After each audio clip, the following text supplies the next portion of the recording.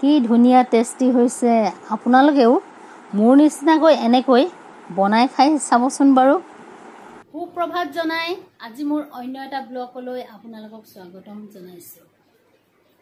আজি মই আপোনালোকৰ লৈ যাব বিচাৰিছোঁ মোৰ পাকঘৰত থকা কেইবিধমান বনৰীয়া শাক।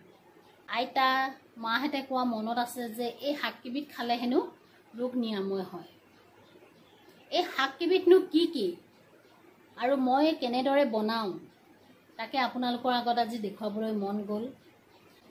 আহকচোন সেই শাককেইবিধনো কি তাকে দেখুৱাওঁ আপোনালোকৰ আগত। এয়া মই কোৱা বনৰীয়া পাতখিনি চাওকচোন। এয়া মই এতিয়া লৈ লৈছোঁ ভেদাইলতা, শুকলতিৰ পাত। শুকলতি পাত খালে পেটৰ কাৰণে বহুত ভাল, ঘাঁ চাহ হ'লে বা সোনকালে শুকুৱাই বস্তুবিলাক। আৰু নৰসিংহ কেইডালমান দোন বন আৰু লৈছোঁ শুহনি।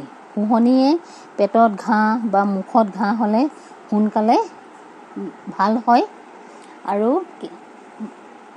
কেইডালমান লৈছোঁ মই বিলঙনি কুমলীয়া আগ। এনেদৰে মই এতিয়া এখন চব্জি বনাম। লগত আছে মোৰ এয়া কুচিয়া মাছ। আপোনালোকে বাৰু কোনে কোনে কুচিয়া মাছ খাই ভাল পায়? বহুত ভাল হয় কুচিয়া মাছ খাবলৈ। আৰু লগত মই লৈ লৈছোঁ এনেদৰে কাটি সৰু চাই আলু এটা, জলকীয়া, আদা নহৰু খুন্দি লৈছোঁ, লগতে পিঁয়াজ। এতিয়া মই সেই যোগাৰ কৰি লোৱা গোটেই সামগ্ৰীখিনিয়ে এখন মই চব্জি বনাম। তাকে আপোনালোকক মই দেখুৱাওঁ বুলি ভাবিছোঁ। এইদৰে মই সকলোখিনি ধুনীয়াকৈ ৰঙচুৱাকৈ ভাজি ল'লোঁ। এতিয়া মই দি দিম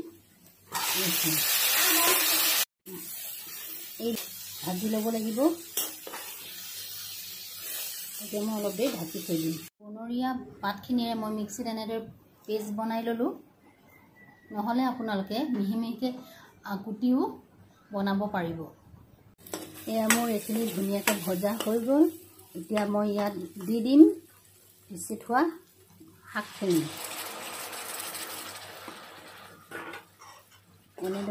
এনেদৰেই গোটেইখিনি মিক্স কৰি এতিয়া আকৌ মই অলপ উতলিব দিম। এয়া মোৰ শাকখিনি ধুনীয়াকৈ হৈ গৈছে। এতিয়া মই ইয়াত অকণমান দিম জালুকৰ গুড়া। যিহেতু জালুকৰ গোন্ধটো ধুনীয়া আৰু খাবলৈও ভাল হয়। এনেকৈ লৰাই আৰু 2 মিনিটমান মই সিজিবলৈ দিম। এতিয়া মোৰ ৰেডি হৈ গ'ল বনৰীয়া শাক আৰু কুচিয়া মাছৰে এখন সোৱাদ লগা আঞ্জা।